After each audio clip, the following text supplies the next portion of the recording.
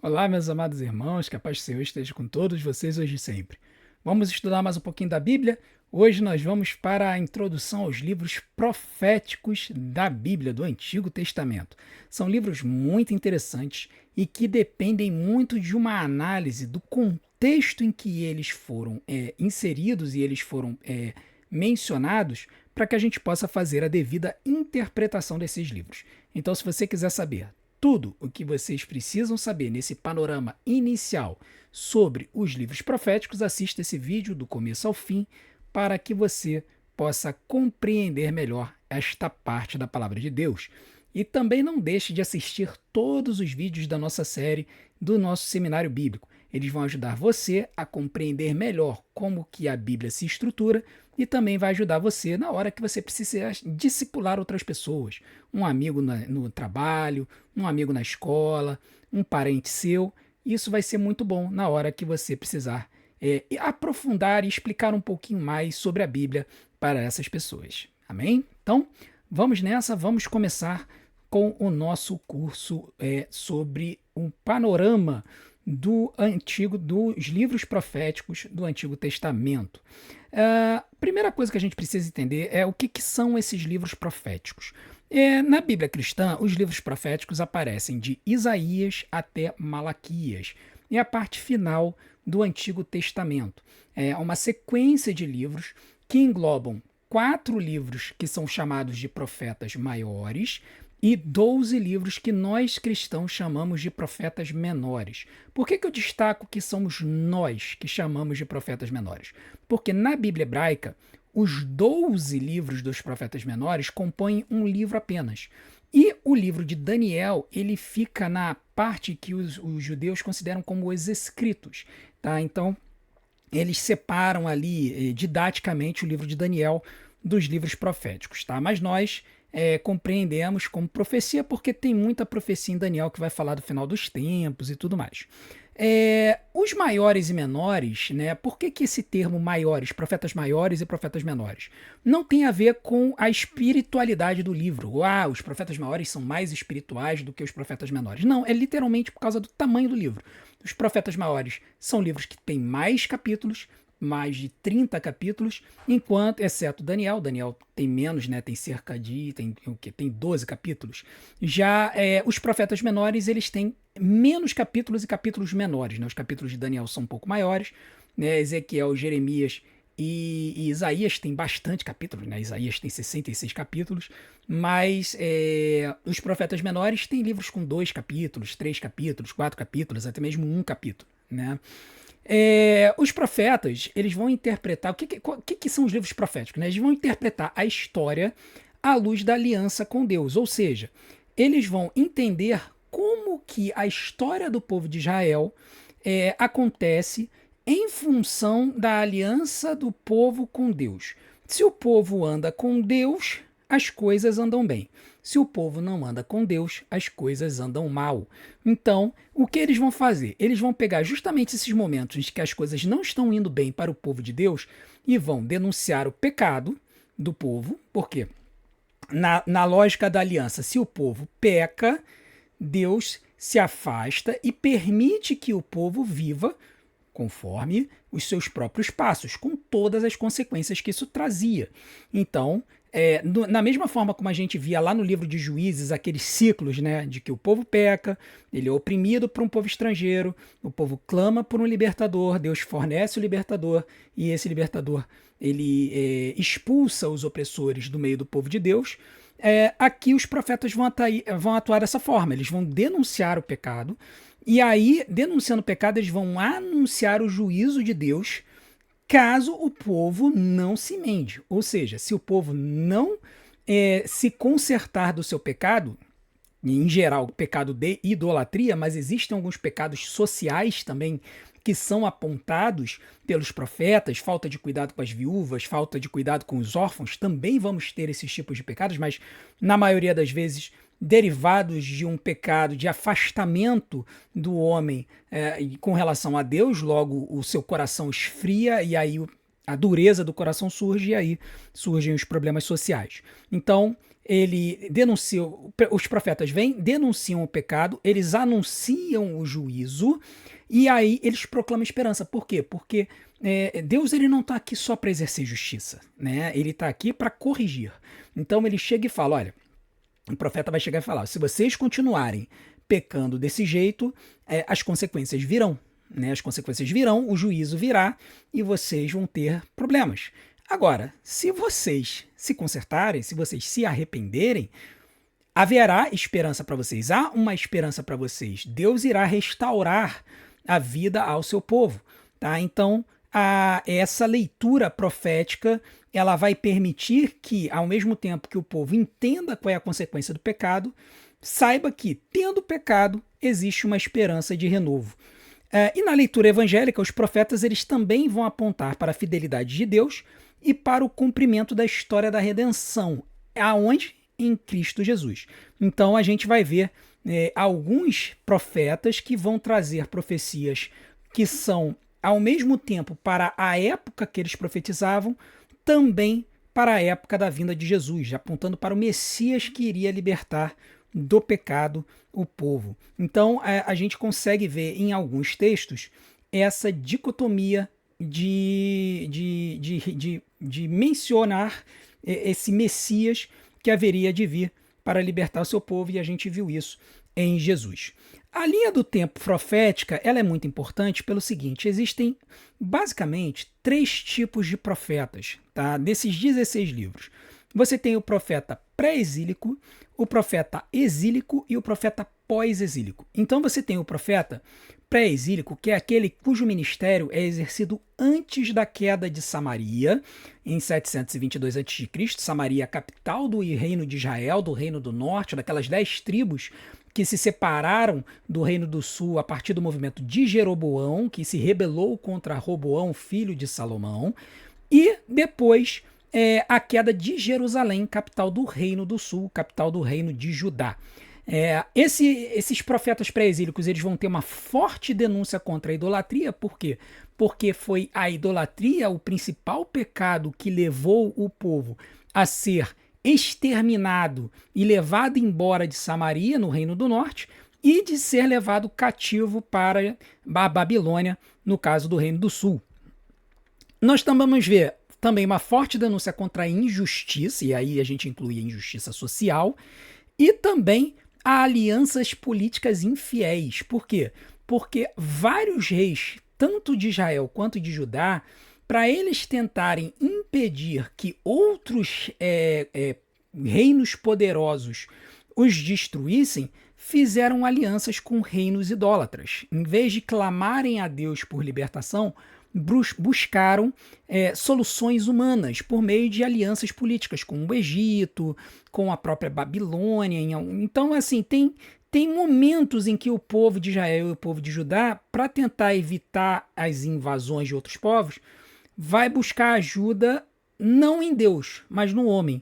Então os profetas pré-exílicos vão denunciar isso também, falando, poxa, por que você está querendo buscar a ajuda do Egito se o seu Deus está aqui, você pode buscar. Se você buscar minha ajuda, eu vou te ajudar. Tá? Então é isso que a gente percebe nos profetas pré-exílicos. Já os profetas exílicos, eles têm uma mensagem voltada ao povo deportado e à queda de Jerusalém. Vai incluir o juízo, ou seja, eles vão falar por que aconteceu o juízo, é importante, né? Agora que a casa caiu, por que ela caiu? Então os profetas exílicos eles vão explicar o porquê da deportação do povo para a Babilônia, vai trazer mensagens de consolo e de uma restauração futura. Então já é um tipo de mensagem mais de esperança, né? Um povo desesperançado que está no exílio passa a receber uma mensagem de esperança do porvir. E no caso dos profetas pós-exílicos, nós já temos profetas que falam aos retornados da Babilônia, ou seja, aqueles que receberam a autorização do rei Ciro da Pérsia para poderem sair da Babilônia e retornarem para Jerusalém para poderem reconstruir a cidade e o templo e reconstruir as muralhas, que é o que a gente encontra ali nos livros de Esdras e Neemias. Então, o foco desses profetas pós-exílicos vão estar no templo, na vida comunitária, na fidelidade a Deus e na expectativa messiânica desse rei, desse Messias que iria vir para finalmente libertar o seu povo. Lembrando que, mesmo quando o povo ele voltou do cativeiro babilônico, ele ainda estava sob domínio de outra nação, estava sob domínio do reino persa, tá? E depois disso, o povo ainda passaria por outros domínios, né? O povo ainda passaria pelo domínio helênico, e aí teria muitos problemas que são relatados nos livros de Macabeus. Depois passaria para o domínio romano, que é o domínio que impera quando Jesus vem ao mundo, né? Então, essa mensagem messiânica ela é trazida pelos profetas pós-exílicos.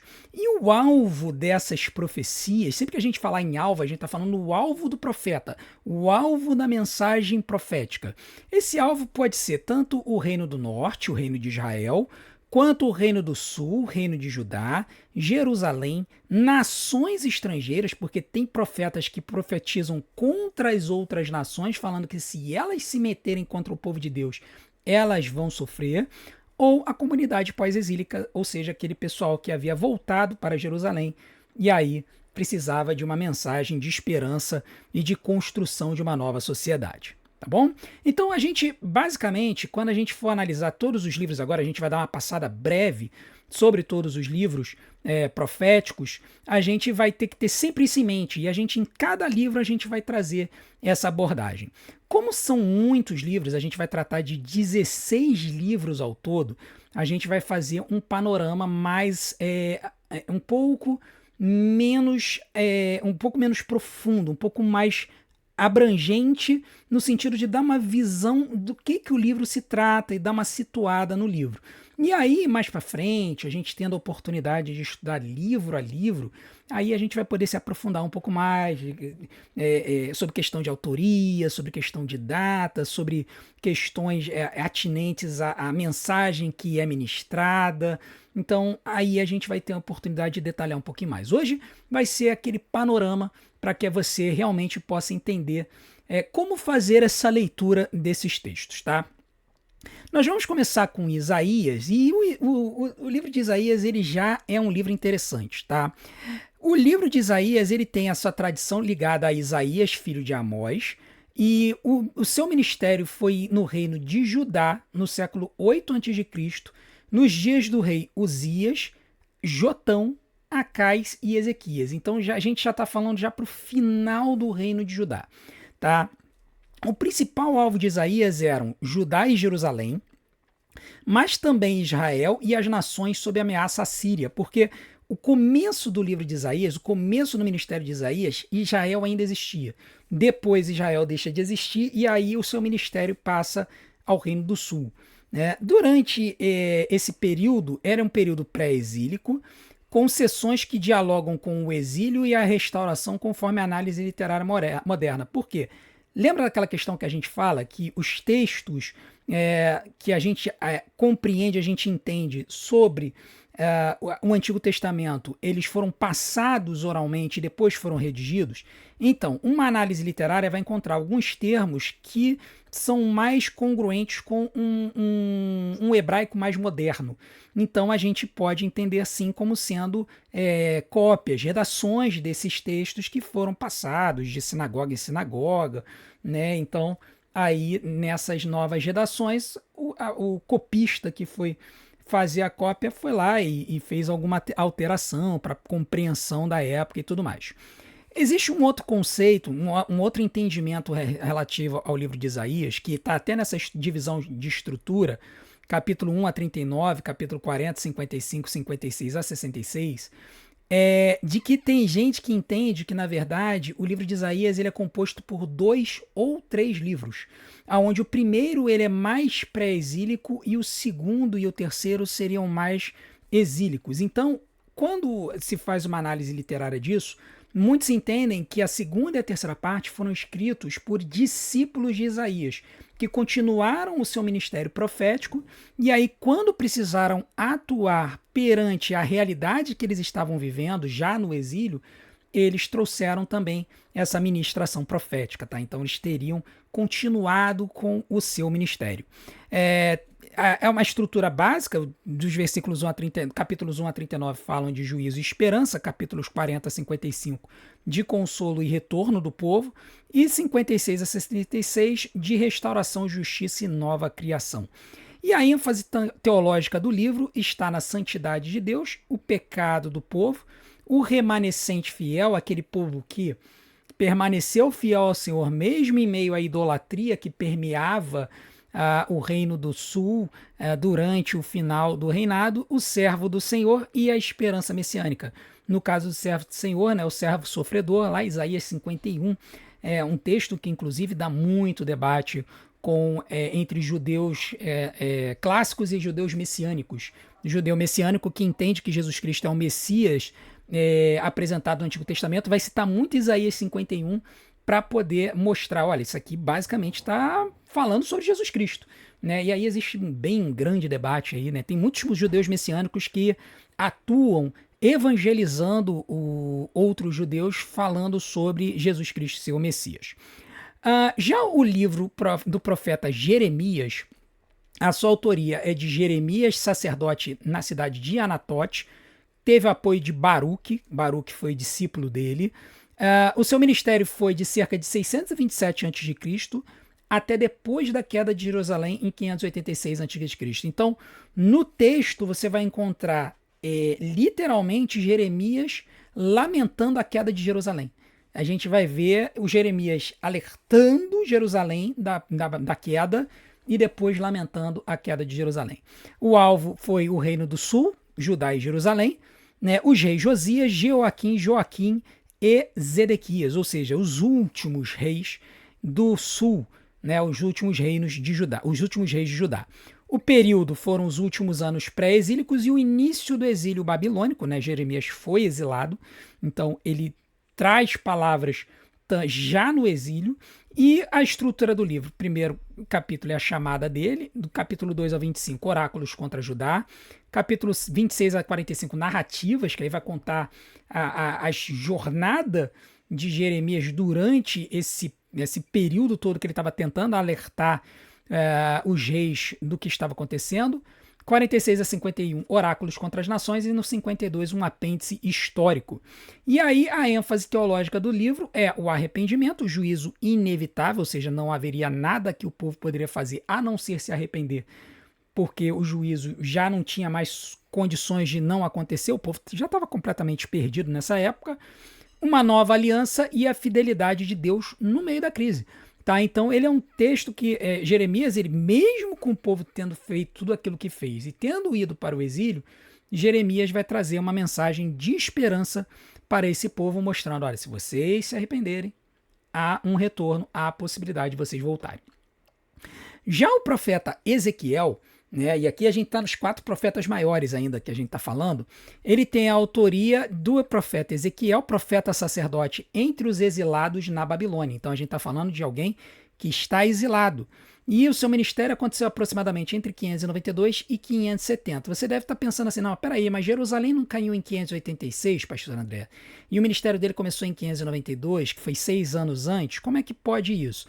Porque, na verdade, houveram algumas levas de pessoas levadas para a Babilônia. Ezequiel provavelmente esteve em uma das primeiras levas, tá? Não esteve na última, que foi quando Jerusalém caiu em 586. O alvo foi exilados de Judá, Jerusalém e também nações vizinhas, ou seja, Ezequiel também proferiu profecias contra as nações que atentavam contra o povo de Deus. O período exílio babilônico antes e depois da destruição de Jerusalém. Então, como eu disse, ele estava no exílio, mas várias pessoas do povo, acho que foram 2 levas antes da destruição de Jerusalém, se eu estou bem lembrado, 2 levas de pessoas foram para Jerusalém, para a Babilônia, antes de Jerusalém cair. E aí, quando Jerusalém cai, aí sim o restante do povo é levado, fica só uma meia dúzia de gato pingado. E aí depois, mesmo essa meia dúzia de gato pingado, acaba abandonando a terra e indo fugir para o Egito. A estrutura do texto capítulos 1 a 3, a vocação de Ezequiel. Capítulos 4 a 24, o juízo contra Judá. Capítulos 25 a 32, juízo às nações. Capítulos 33 a 48, a restauração um novo pastor, um novo templo e uma nova terra.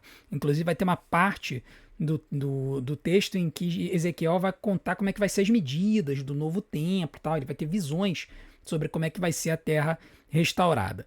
E a ênfase teológica é a glória de Deus, a responsabilidade pessoal, ou seja, cada um é responsável pelos pecados que acometeram ao povo, o juízo, a purificação e a promessa de restauração espiritual.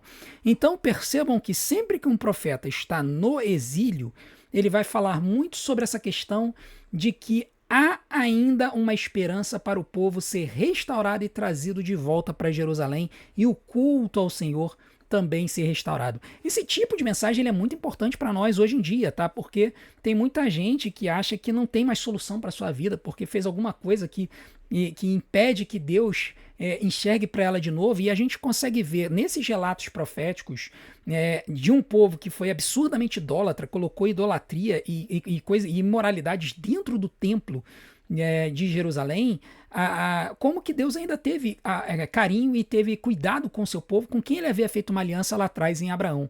Então, da mesma forma como ele tratou o seu povo, ele também trata a todos nós. Basta a gente se arrepender e voltar a ele.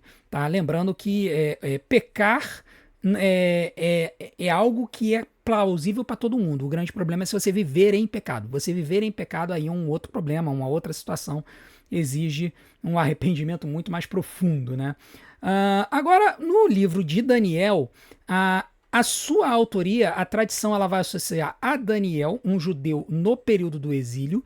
Já a crítica acadêmica vai discutir a forma final do texto já como sendo algo posterior, especialmente porque tem um gênero, entre Daniel capítulo 7 e Daniel capítulo 12, o gênero narrativo ele se aproxima mais do gênero apocalíptico, que a gente vai encontrar lá no Apocalipse de João.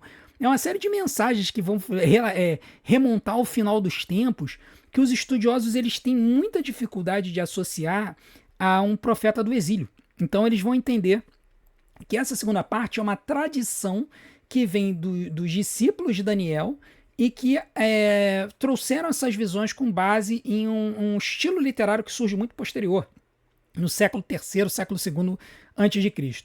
Mas isso, novamente, a crítica acadêmica, muitas vezes existe muito debate, porque você não tem como ter certeza, ninguém tem o texto original nas mãos, né? Ninguém em algum lugar aí tem o pergaminho em que Daniel escreveu o seu livro. Então, é muito difícil você chegar e dizer, não foi Daniel que escreveu. Pode ter sido, e depois ter sido redigido, né? Ter sido passado para o papel por outras pessoas. Então, a gente fica com a interpretação mais tradicional, que foi Daniel mesmo, e assim, a gente acredita que o Espírito Santo de Deus ele é o mesmo ontem, hoje e sempre. Então, ele é capaz de dar uma revelação apocalíptica para uma pessoa que estava no exílio e que seria utilizada, que faria sentido para um povo séculos depois. Não tem problema nenhum nisso.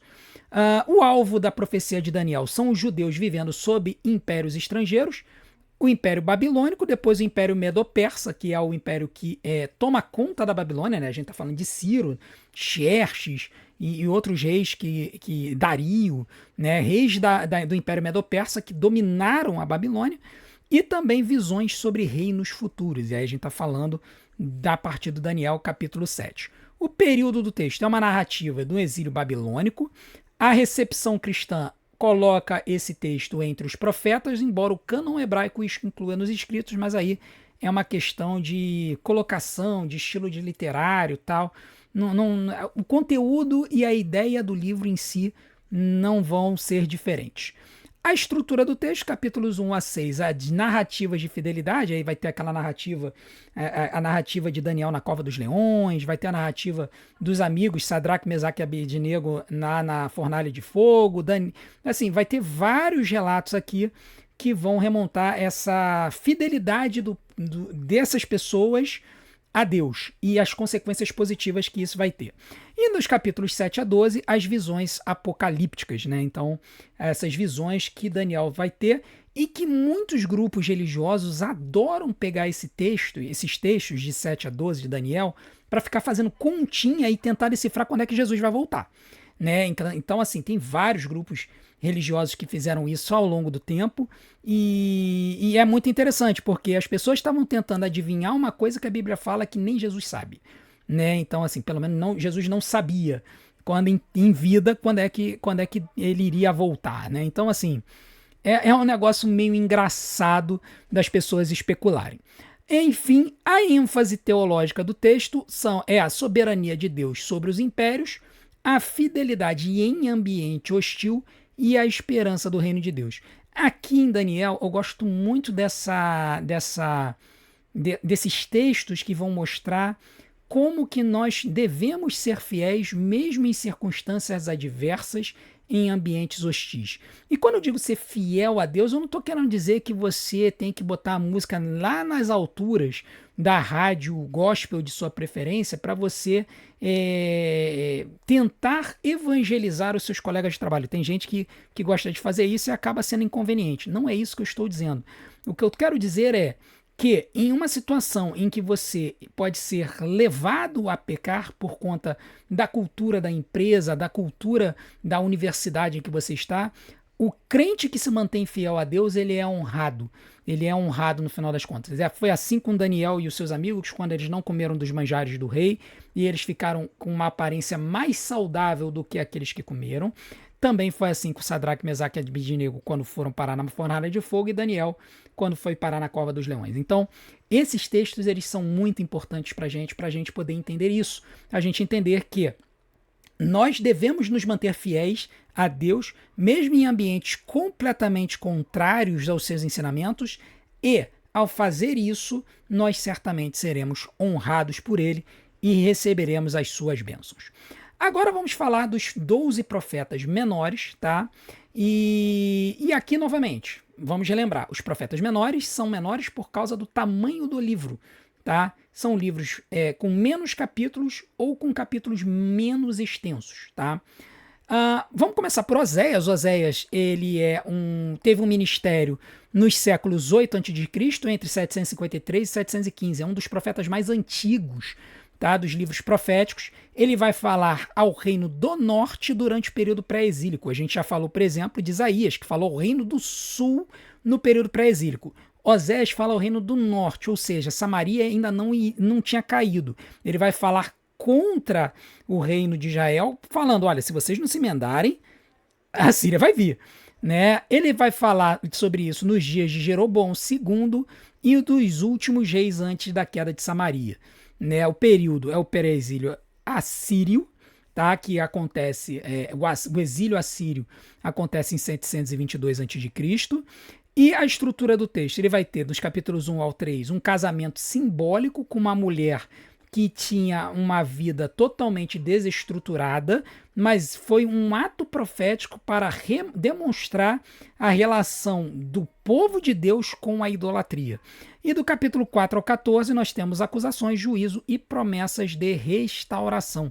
Tá? Então, mesmo para o reino do norte, Deus também mandou os seus profetas para poder alertá-los. E a ênfase teológica do livro é a infidelidade espiritual de Israel, o amor persistente de Deus, a disciplina e a restauração. Tá? Então, são mensagens que o profeta Oséias vai trazer para nós. Os primeiros capítulos de Oséias sempre chocam um pouquinho, mas a gente precisa entender que são muitos atos proféticos que têm a ver com essa denúncia que Oséias trazia, movido por Deus, contra o pecado do povo. Nós vamos falar agora sobre o profeta Joel.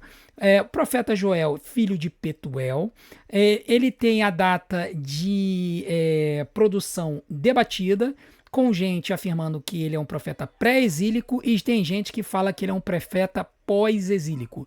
Tá? O alvo dele é Judá e Jerusalém. Ele não cita nenhum rei na sua profecia, o que vai contribuir para esse debate sobre a datação. Se você não tem o rei contra quem ele está falando, fica mais difícil de datar e dizer contra quem que ele está falando. Mas, com certeza, a mensagem ela não se perde. O período, como a gente falou, é um período pré-exílico, apesar de que muitos estudiosos entendem um contexto pós-exílico da mensagem de Joel. E a estrutura são 3 capítulos. A primeira capítulo é uma praga de gafanhoto, o segundo capítulo, chamado ao arrependimento e promessa do Espírito, e o terceiro capítulo, o juízo das nações e a restauração. E a ênfase teológica do livro, o dia do Senhor, arrependimento sincero, a misericórdia divina e o derramamento do Espírito Santo. Então percebam como que a gente vai ter um texto muito claro falando sobre essa necessidade do arrependimento e a restauração que Deus traz. Aliás, o livro de Joel ele também é controverso, né? Quando ele fala aí do derramamento do Espírito, né? Ele vai falar sobre como é que o Espírito Santo age quando ele é derramado sobre o seu povo. E aí, algumas manifestações de dons espirituais que são descritas aqui em Joel são entendidas, são feitos paralelos com o que tem lá em 1 Coríntios 14, dom de línguas e tal. Então, é sempre interessante a gente ver as pessoas que defendem o dom de línguas estranhas, né, a glossolalia, vão utilizar Joel para fazer paralelos lá com 1 Coríntios 14.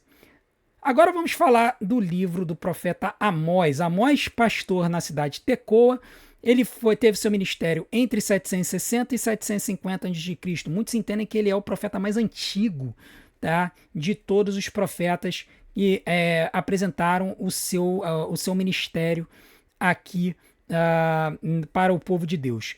E o alvo dele principalmente foi para o reino de Israel, o reino do norte, no reinado de Jeroboão II. Então ele teve uma profecia paralela com a de Oséias e também denuncia nações vizinhas e o reino de Judá.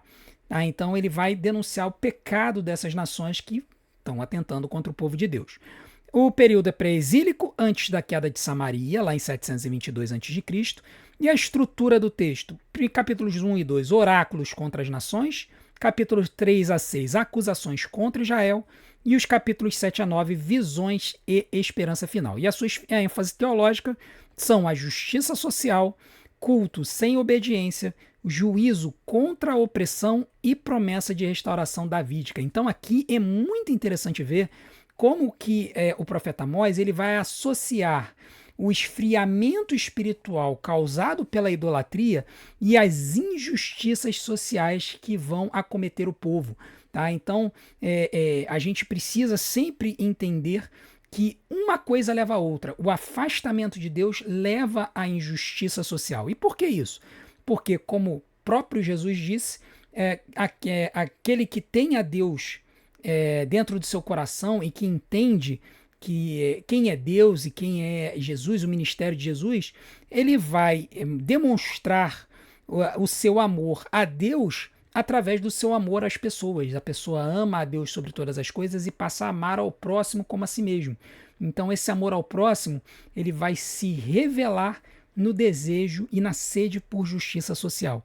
Uma pessoa que não consegue se mover com relação a essa injustiça acaba sendo uma pessoa que demonstra uma certa incapacidade de amar o próximo. Então, Amós ele vai denunciar muito isso no seu relato profético. Agora vamos falar do profeta Jonas, que é um dos profetas que tem um dos relatos mais conhecidos da Bíblia, né? A autoria dele são narrativas sobre Jonas, filho de Amitai, costuma ser relacionado ao século VIII a.C., embora a forma literária seja debatida. Por quê? Porque é uma narrativa, né? Mais do que uma profecia direta. O alvo é Nínive, a capital assíria, mas o livro também confronta o coração do próprio profeta. Então ele é diferente porque ele não só confronta a nação idólatra que está atentando contra o povo de Israel, mas também atenta contra o coração do próprio profeta que entende que tem que ser todo mundo dizimado. O período é do pré-exílio assírio, antes da queda do Reino do Norte. Ele está falando para a Assíria, né? É a capital a capital da Assíria, a cidade de Nínive. E aí a estrutura primeiro capítulo é a fuga, é quando ele entra lá no barquinho, tenta fugir, né? Deus manda ele para Nínive, ele tenta ir para outro lugar, e aí vem uma tempestade, e aí as pessoas sorteiam lá, descobrem que o problema é com Jonas, e aí Jonas fala que ele pecou, que ele foi contra Deus, e aí eles resolvem jogar Jonas do barquinho. Aí no capítulo 2, a oração no peixe, né? O peixe vai lá, um grande peixe, vai lá e engole Jonas, né? E aí ele ora, pedindo, clamando por perdão, ele é liberto do peixe. No capítulo 3, ele prega para a cidade de Nínive, acontece um grande arrependimento do povo.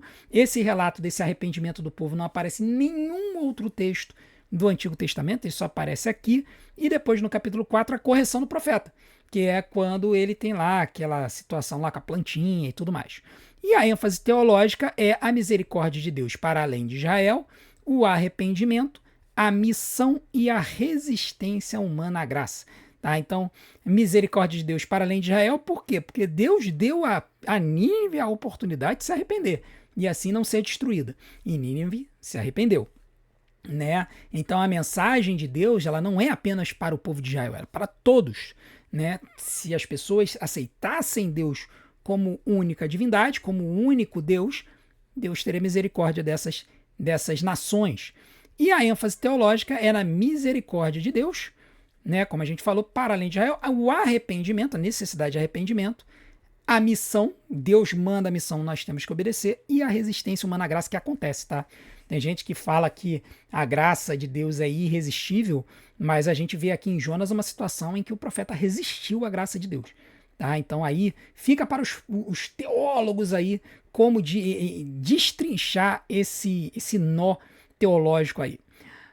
Agora vamos falar de Obadias. Né? Obadias, ele é um profeta que tem datação incerta, frequentemente situada entre a crise de Jerusalém e o exílio, com propostas de autoria entre os séculos 9 e os séculos 6. Tem gente que é bem arrojado, bota antes de todo mundo. E tem gente que já bota a sua autoria como sendo exílica. O alvo de Obadias é o reino de Edom.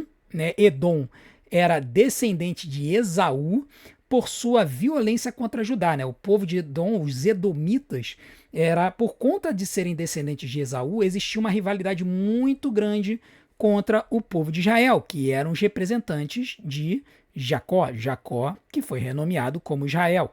Então, existia essa rivalidade histórica entre Edom e Israel, e Obadias vai falar contra o povo de Edom. O período é pré-exílico ou no contexto da queda de Jerusalém. Aí depende da data que cada estudioso vai adotar. Eu estou mais no campo do pré-exílio. E a estrutura do texto, dos versículos 1 a 9, o orgulho e a queda de Edom. Dos versículos 10 a 14, culpa contra Judá, e dos 15 a 21, o dia do Senhor e a restauração. É um livro de um capítulo só. E a ênfase teológica, Deus julga a soberba das nações e defende seu povo segundo a sua justiça. Ou seja, os povos que atacavam o povo de Deus e na sua soberba entendiam que eram melhores do que o povo de Deus e até mesmo que os seus deuses eram melhores do que o Senhor, eram mais poderosos e tudo mais. Deus julga essa soberba desses povos, mostrando que depois esses povos iriam pagar o preço da sua desobediência. E aqui também temos o profeta Miqueias, né? Miqueias de Moresete, tem um ministério entre 742 e 686, contemporâneo de Isaías.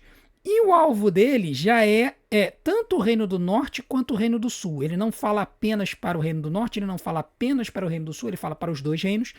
Ele vai falar para Samaria e Jerusalém durante os reinados de Jotão, Acás e Ezequias. Né? Ele tem um período de ministério do pré-exílio assírio, antes e ao redor da queda de Samaria. Então ele também é um profeta bem antigo.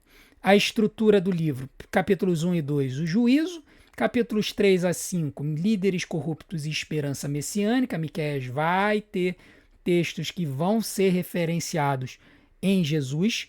E nos capítulos 6 e 7, a aliança, a exigência ética e a esperança.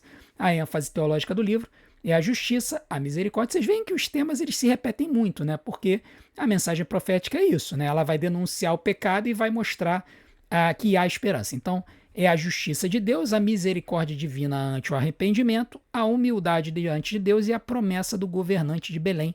E aqui a gente está falando da promessa messiânica.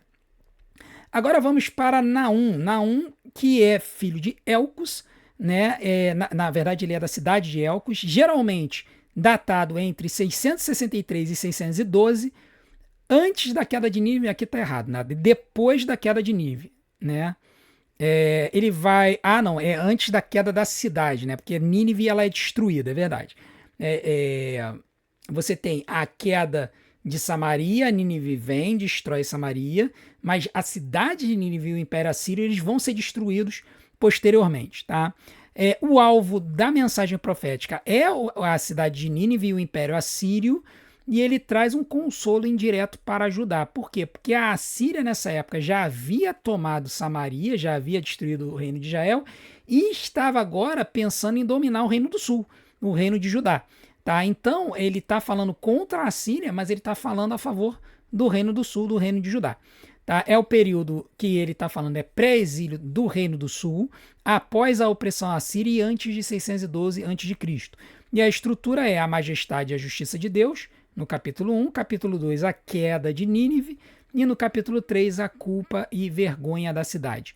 E a ênfase teológica do livro é que Deus é justo, não ignora a violência das nações e limita o poder dos impérios, né? Dando aquela visão de que a história está sob a guarda e orientação e soberania de Deus. Agora vamos falar de Abacuque. Abacuque, que tem um ministério ali geralmente situado entre 612 e 589, pouco antes da queda de Judá. Então ele é um profeta que vai falar ao reino do sul, ao reino unido de Judá. O alvo é Judá diante da injustiça interna e da ameaça babilônica. Ou seja, ele vai falar para Judá que, olha, vocês estão em pecado, vocês precisam se arrepender, porque se vocês não se arrependerem, a Babilônia vai vir e vai dominar.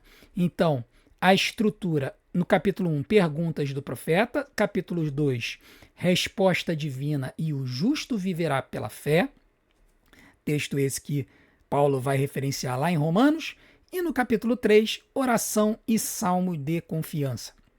E a ênfase teológica é que a fé deve permanecer mesmo em meio à perplexidade, vai falar sobre a soberania de Deus e a confiança mesmo antes da solução visível, ou seja, a confiança em Deus mesmo antes da gente ver a solução sendo apresentada para nós. A fé é como se fosse um salto no escuro, já diria Soren Kierkegaard. Você dá um salto no escuro, sabendo que do outro lado, mesmo sem ver, você vai ter um local onde você vai ser amparado. Então, é sobre isso que o livro do profeta Abacuque vai falar. Agora vamos falar do profeta Sofonias. Sofonias teve esse ministério nos dias do rei Josias, por volta do ano 630 a.C. Josias que trouxe uma grande reforma religiosa no Reino do Sul. Ele vai falar contra Judá, Jerusalém e nações vizinhas, denunciando a idolatria e a complacência religiosa. É possível que Sofonias tenha tido alguma influência na virada de chave, apesar de que a Bíblia fala que o rei Josias ele fazia o que era reto perante o Senhor, então é provável que Sofonias tenha tido uma influência nisso. O período de profecia de Sofonias é do pré-exílio babilônico, ou seja, do Reino do Sul, antes da queda de Jerusalém, lá em 582, 589. E a estrutura do texto, primeiro capítulo, o dia do Senhor contra Judá, capítulo 2, juízo contra as nações, capítulo 3, juízo de Jerusalém e restauração do remanescente, ou seja, aqueles que permaneceram fiéis ao Senhor, mesmo com todo o povo do sul, ou grande parte, a esmagadora maioria do povo do sul, caindo em idolatria. E a ênfase teológica é o dia do Senhor, a purificação, a humildade e a alegria futura sobre o povo restaurado. Então, Sofonias novamente vai trazer uma mensagem de esperança ao povo. Agora vamos falar do profeta Ageu. E aí o profeta Ageu ele já vai falar no pós-exílio, né? Ele já é um profeta que profetizou no ano de 520 antes de Cristo, no segundo ano do reinado de Dario I, já rei persa, tá? O alvo foi a comunidade judaica pós-exílica em Jerusalém, especialmente Zorobabel, Josué e o povo. O período é pós-exílico e vai falar sobre a reconstrução do templo após o retorno da Babilônia. E aí o texto, o primeiro capítulo, ele vai fazer um chamado para a reconstrução do templo, e no segundo capítulo, encorajamento, pureza, bênção e promessa sobre Zorobabel. Zorobabel, que era o líder político ali do povo, quando o povo voltou. Isso vai ser apresentado lá no livro de Neemias, né? Então a gente vai ver ali, Esdras também vai falar sobre Zorobabel. E a ênfase teológica é a prioridade do culto, a presença de Deus, a obediência prática e a esperança davídica. Então, a gente vai ver aqui Ageu falando sobre essa necessidade de que, a partir do momento que o povo retornou do exílio, eles tinham que botar a casa em ordem. Não era só simplesmente voltar do exílio, cada um arrumar sua casinha, né, dar uma tirada de poeira, dar uma mão de tinta nas paredes, consertar o reboco e vida que segue. Não, eles precisavam reconstruir tudo que havia sido destruído. E eles tinham que dar prioridade para a reconstrução e restabelecimento do culto. Então, a reconstrução do templo, o restabelecimento do culto e da lei lá no templo, e também a reconstrução da cidade. Aí você já tem Neemias reconstruindo as muralhas e tudo mais. A presença de Deus, a obediência prática e a esperança davídica.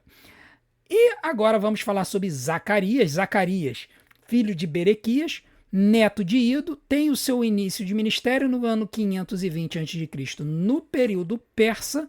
O alvo da sua mensagem também é a comunidade pós-exílica em Jerusalém, e vai falar também para líderes como Josué, o sumo sacerdote, e Zorobabel. Então, Ageu e Zacarias foram contemporâneos. O período é o pós-exílio, na reconstrução do templo e reorganização espiritual. A estrutura do texto, ele já tem uma narrativa um pouco diferente dos demais profetas, ele vai ter muitas visões, né? Os demais profetas, eles são mais diretos, né? Tirando Ezequiel tem um monte de visão, né? Daniel também tem algumas visões. Mas os demais profetas são linguagem muito direta, é acusação, é palavra de esperança e tudo mais. Zacarias vai ter visões também. Então, do capítulo 1 a 6, visões noturnas, capítulo 7 e 8, jejum e restauração, capítulos 9 a 14, oráculos messiânicos e escatológicos. Então, em Zacarias, a gente vai ver mensagens que apontam para Jesus e mensagens que apontam para o final dos tempos. E a ênfase teológica é o retorno ao Senhor, a reconstrução do templo, a esperança messiânica, o rei humilde e o futuro reinado de Deus. Então, essas são as mensagens de Zacarias. E, por fim, né, nós temos o profeta Malaquias. Malaquias, que geralmente tem a sua mensagem situada no ano de 430 a.C. Ele é o mais tardio de todos os profetas, é aquele que traz a mensagem mais posterior ao pós-exílio, né, após o retorno do povo da Babilônia. O alvo da sua mensagem profética é ajudar a restaurada, os sacerdotes e o povo que haviam perdido o zelo espiritual, ou seja, o povo havia voltado do exílio, havia reconstruído o templo, porém a vida religiosa havia se tornado formalista. As pessoas estavam fazendo culto pelo culto, eles haviam perdido o coração, eles estavam fazendo mais como uma formalidade. Então, o texto ele vai falar no capítulo 1 sobre o amor de Deus e o culto corrompido, no capítulo 2, os sacerdotes e a aliança, no capítulo 3, ele vai falar sobre dízimo, justiça e mensageiro, e no capítulo 4, o dia do Senhor. E a ênfase teológica do livro é sobre o culto verdadeiro, fidelidade à aliança, a purificação sacerdotal e a esperança do mensageiro preparador. E aqui vocês devem estar se perguntando se eu vou falar sobre Malaquias capítulo 3, que vai falar sobre a questão dos dízimos, e eu não vou fazer isso, porque senão a gente ia precisar de mais um tempo aqui. Quando algum dia a gente estudar sobre mordomia, né, aqui no nosso seminário bíblico, e a gente for ler Malaquias, juntamente com outros textos que vão falar sobre mordomia e a necessidade de nós cuidarmos das coisas de Deus, aí a gente vai trabalhar um pouquinho melhor a questão dos dízimos. Enfim, para que a gente deve ler os profetas? Por que a gente deve ler os profetas? Bom, primeiro, os profetas mostram que Deus não é indiferente à idolatria, à injustiça e à falsa religiosidade. Tem gente que acha que Deus não se importa com essas coisas, mas ele se importa sim. Tá? Ele se importa. E a verdade é que não é que Deus ele vai punir a gente porque a gente peca. A verdade é que quando a gente peca, a gente se afasta de Deus. A palavra de Deus ela vai mostrar isso. Porque quando nós pecamos, nós nos afastamos. Quando nós pecamos com o pecado estrutural, pecado individual, o pecado que nós já trazemos, ele tira de nós a glória de Deus. Quando nós nos convertemos, aceitamos a Jesus, nós passamos a ter um relacionamento com Ele, um relacionamento direto com Ele, um relacionamento diário. Mas quando a gente continua pecando, isso vai nos levar a gente a se afastar dele. E quando isso acontece, a forma como Deus age é muito simples. Tá bom, você quer viver longe de mim? Não tem problema. Deus ele é muito tranquilo com relação a isso. Ele dá o livre-arbítrio a todos nós.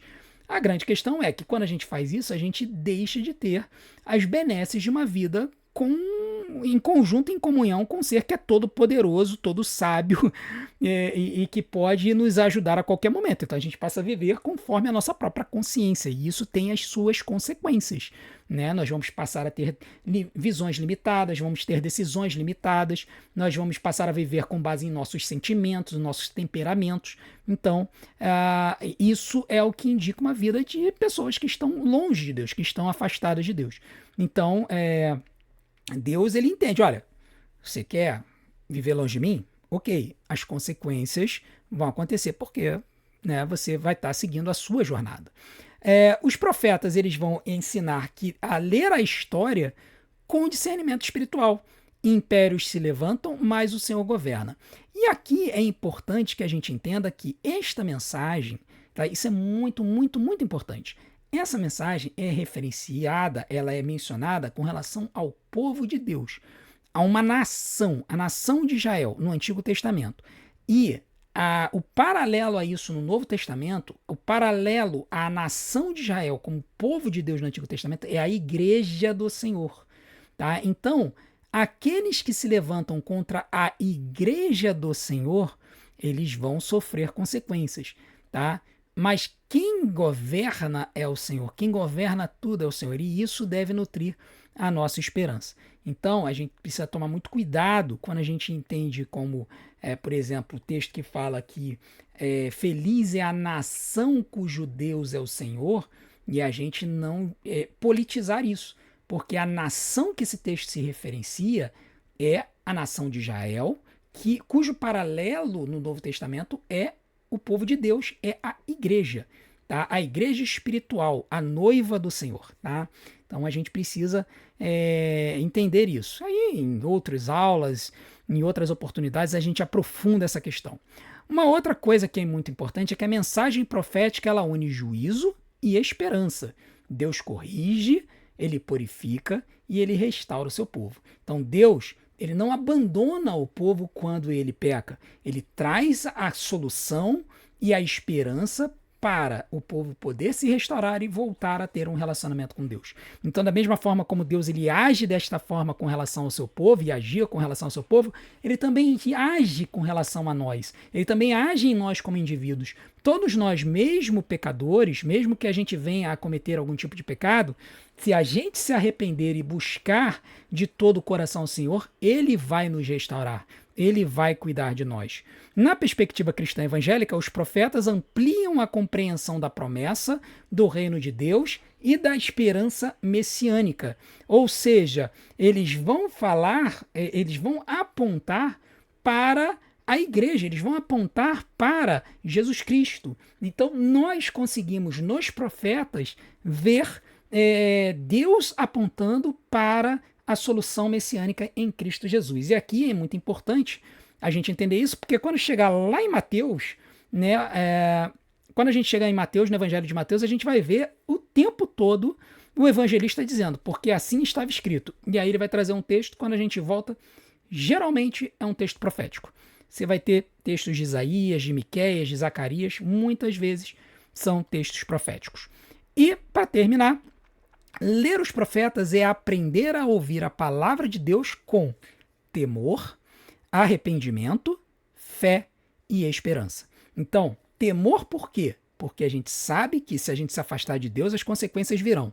Arrependimento, porque a gente entende que somente na centralidade de Deus e que quando a gente coloca as nossas vontades no centro da vontade de Deus, é que as coisas fluem naturalmente e da melhor forma, porque a vontade de Deus é boa, perfeita e agradável. Fé, porque a gente acredita que Deus pode nos restaurar e nos ajudar, mesmo sem nós conseguirmos enxergar aonde a gente está indo. E esperança, no sentido de que, mesmo quando a situação está muito difícil, a gente pode confiar que Ele trará a solução para todos nós. Amém?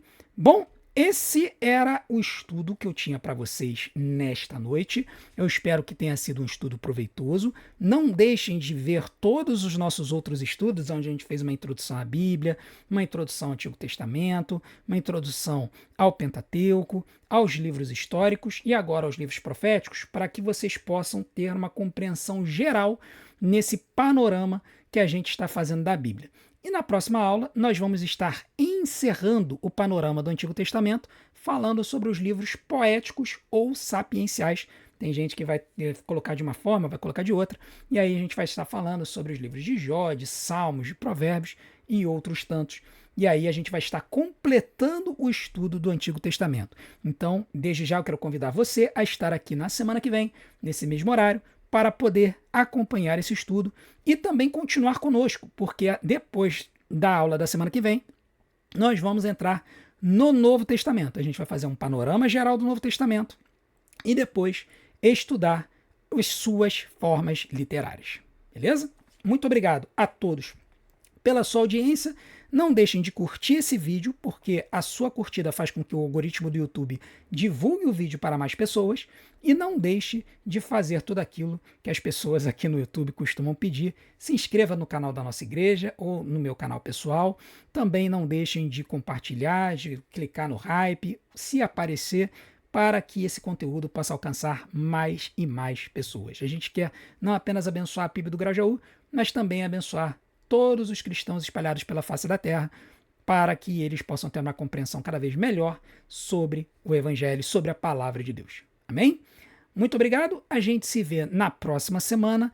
Se vocês quiserem visitar a gente, eu estarei lá, Rua Grajaú 67, juntamente com o nosso pastor Wellison e toda a nossa liderança. Vai ser um grande prazer receber vocês ali conosco aqui no Rio de Janeiro. Rua Grajaú 67, no Rio de Janeiro. Vai ser um prazer receber vocês. A gente se vê. Um grande abraço. Que Deus os abençoe.